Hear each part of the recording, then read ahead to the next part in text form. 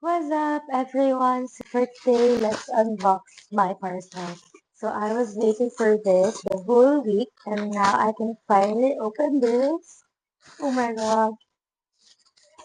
From Ricana. I bought this sa TikTok shop nila, yung legit shop nila. Look at this. Look at this. It's so pretty, right? So pretty. Look at this.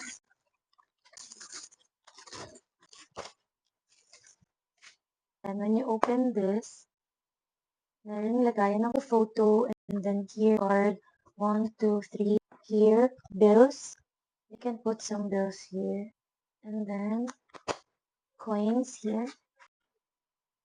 Oh, look at that. Meron silang pang sling bag. Oh my god, so pretty. And dito mo siya isasabit. And then, you can just sling bag this wallet. Nakaganyan na lang siya sa'yo. Ganyan. Oh my god, it's so pretty. Okay, so I'll give you a trick. Pumunta ako sa SM, dun sa Mikana shop. This is 549. And then, sa online shop nila sa TikTok, 549 din siya.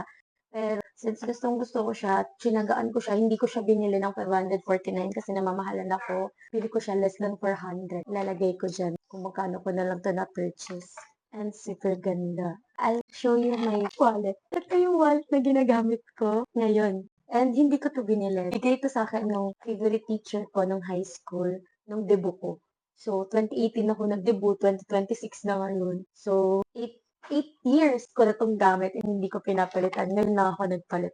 And ayaw ko pa nga siya i-let go eh. Kasi super, ang dami nang malalagay. Ito yung labas niya. Tapos pwede maglagay here. Meron dito coin purse. Pag binuksan ko. Ayan.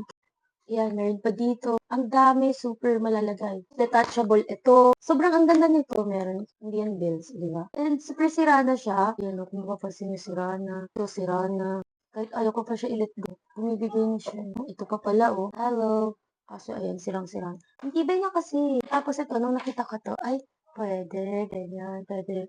Yeah, ganda niya, super. Every time na nakakabili talaga ako nito, I'm very much grateful and yung na-realize ko na wow, nakakabili na ako ng mga ganitong I thank God always sa lahat ng blessings na natatanggap ko and also meron akong work.